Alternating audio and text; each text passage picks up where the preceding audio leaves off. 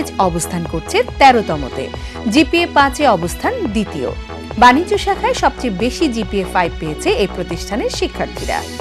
দেশের রাজনৈতিক প্রতিকূলতা ছাড়াই এবার শিক্ষার্থীরা পরীক্ষা দিয়েছে। তবে প্রশ্নপত্র ফাঁসের বেশ কিছু ঘটনা বিব্রতকর পরিস্থিতির জন্ম দিয়েছে। দেশে শতভাগ পাশ করা শিক্ষা প্রতিষ্ঠানের সংখ্যা বেড়েছে এবং বিপরীতে কমেছে শতভাগ অকৃতকার্য শিক্ষা প্রতিষ্ঠানের সংখ্যা। এই অর্থে তৈরি হয়েছে এইচএসসি পরীক্ষায় সাফল্যের ধারাবাহিকতা।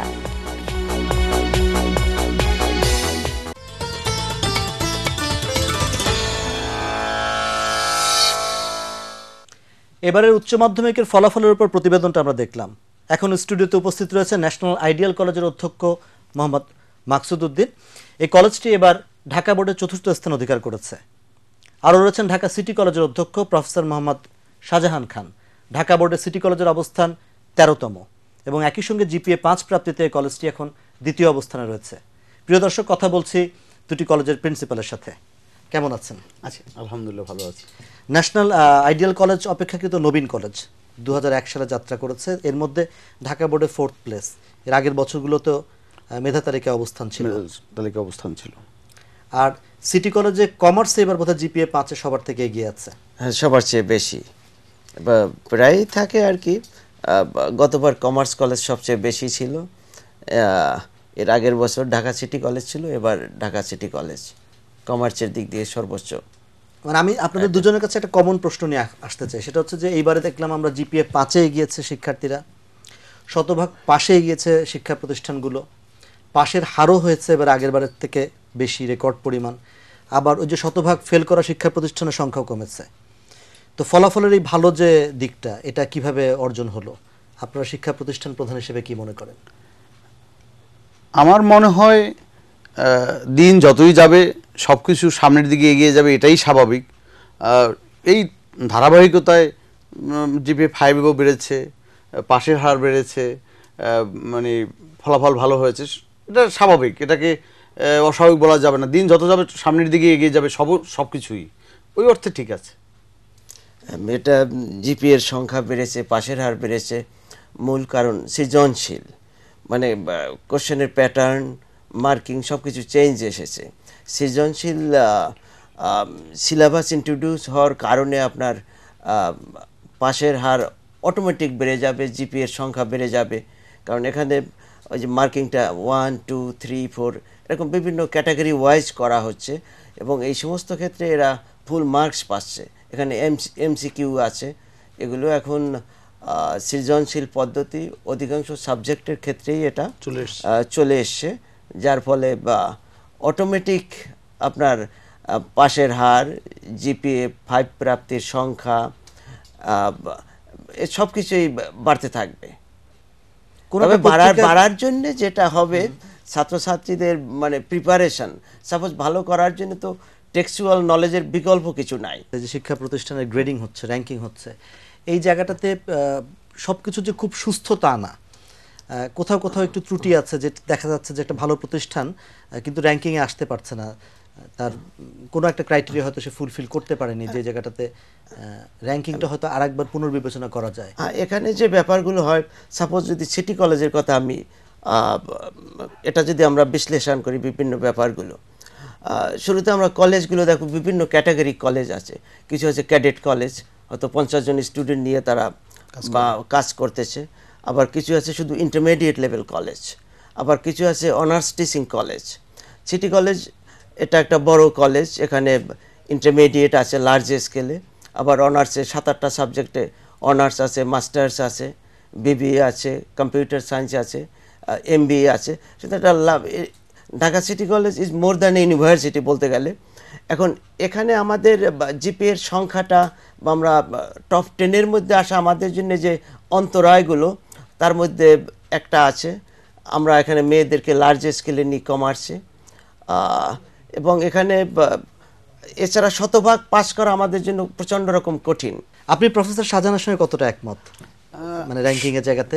আমি সবটুকু একমত না, সামান্য কিছু একমত রয়েছি।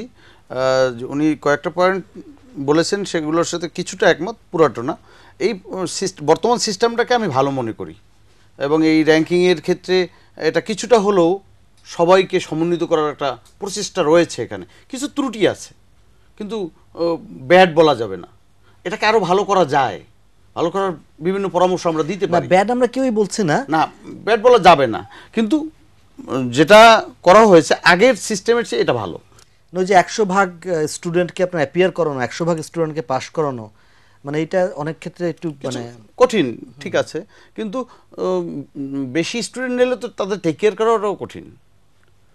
তাহলে একটা মাত্রার মধ্যে নিতে হবে যে এই মাত্রার বাইরে আমি যাব না। আবার খুব কম মাত্রা, যেখানে আমরা ক্যাডেট কলেজকে এখানে ইনভলভ করার জন্য 50 জন স্টুডেন্টের আমরা তালিকা নিয়ে এসেছি, এটাও একটা কলেজ বলবো, কিন্তু 50 জন স্টুডেন্ট পরীক্ষা দিবে, এটা কেমন জানি আমার কাছে মনে হয়। আচ্ছা, আমরা এবার লক্ষ্য করলাম যে এবার শিক্ষা পরীক্ষার সময় রাজনৈতিক অস্থিরতা ছিল না, শিক্ষার্থীরা শান্তিপূর্ণভাবে পরীক্ষা দিতে পেরেছে, আবার নকলমুক্ত শিক্ষার পরিবেশ নিশ্চিত করতে পেরেছে সরকার, মানে এটা গত সরকারও পেরেছিল। তো এই জায়গাটাতে প্রশ্নপত্র ফাঁসের একটা বিড়ম্বনা ঘটেছে, এইটাকে আপনারা কিভাবে দেখেন? প্রশ্নপত্র ফাঁস এটা অনাকাঙ্ক্ষিত, দুঃখজনক, জাতির জন্য খুবই একটা মানে খারাপ দৃষ্টান্ত। এটা থেকে আমাদের বেরিয়ে আসার জন্য সর্বত চেষ্টা করতে হবে। যেখানেই লিকেজ থাকুক, ত্রুটি থাকুক, সেটাকে আমাদের খুঁজে বের করা উচিত এবং সেটাকে আমাদের সংশোধন করে পরবর্তী পরীক্ষাগুলোতে, পরবর্তী বছরগুলোতে যাতে আমরা এই প্রশ্নের মুখে আর না পড়তে হয়, সেটাকে সব দিক থেকে সবার সচেষ্ট থাকা উচিত।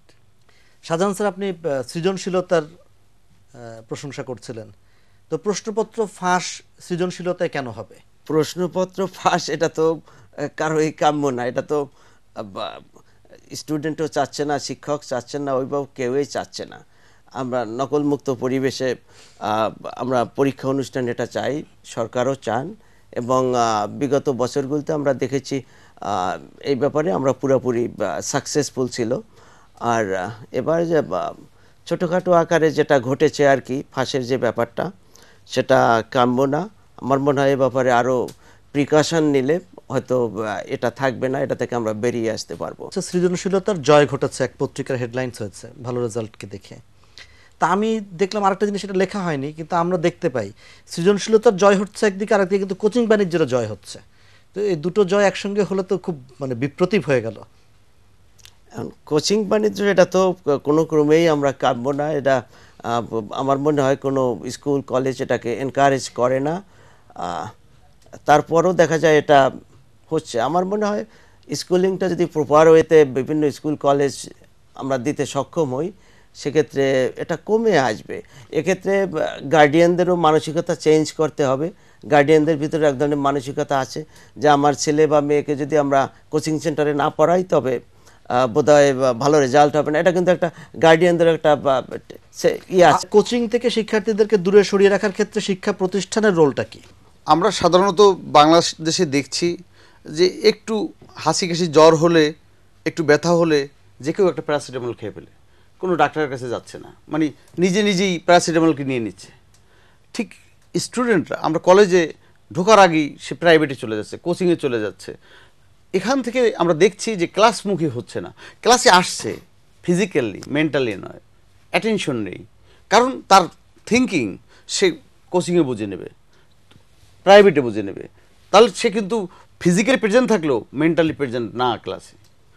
এ কারণে ওই আমাদের খুব হ্যাম্পার হচ্ছে আমাদের মানে স্টুডেন্টদেরকে মনোযোগী করতে। এই কোচিং বাণিজ্য আমাদেরকে বড় রকমের হ্যাম্পার করছে। আমরা ইদানিং লক্ষ্য করছি, ইদানিং না মানে লাস্ট ধরেন 1 দশকের কথা বলি, সেটা হচ্ছে খুব নামি দামি শিক্ষা প্রতিষ্ঠান যেগুলো ছিল, যারা সবসময় ফলাফলের শীর্ষে থাকতো, তাদের পাশাপাশি অনেক নতুন শিক্ষা প্রতিষ্ঠান উঠে আসছে। আমরা লক্ষ্য করেছি যে ড্যামরাতে 2টো শিক্ষা প্রতিষ্ঠান, সাভারে 5টা শিক্ষা প্রতিষ্ঠান, এরকম দেশের প্রত্যন্ত অঞ্চলের শিক্ষা প্রতিষ্ঠানগুলো ভালো ফলাফল করছে। তো এই প্রবণতাটাকে আপনারা কিভাবে দেখছেন? আপনি কিভাবে দেখছেন? আমার মনে হয় এটা একটা ভালো প্রবণতা, এবং এটা হওয়ার পিছনে মানে পরিবেশের বিভিন্ন প্রভাবের কারণেই এগুলো হচ্ছে। মানুষের সচেতনতা বেড়ে গেছে, এই বেড়ে যাওয়ার কারণেই শিক্ষা প্রতিষ্ঠানগুলো যার অবস্থান থেকে সে এগিয়ে যাওয়ার চেষ্টা করছে। আর বড় প্রতিষ্ঠানগুলোর আমার দৃষ্টিভঙ্গি এরকম যে বড় প্রতিষ্ঠান তারা একটা জায়গায় আছে, তাদের হয়তো চেতনাটা ওইভাবে শানিত আর থাকছে না, যে আমরা তো একটা পজিশনে আছি, আমাদের সামনে যাওয়ার কিছু নেই।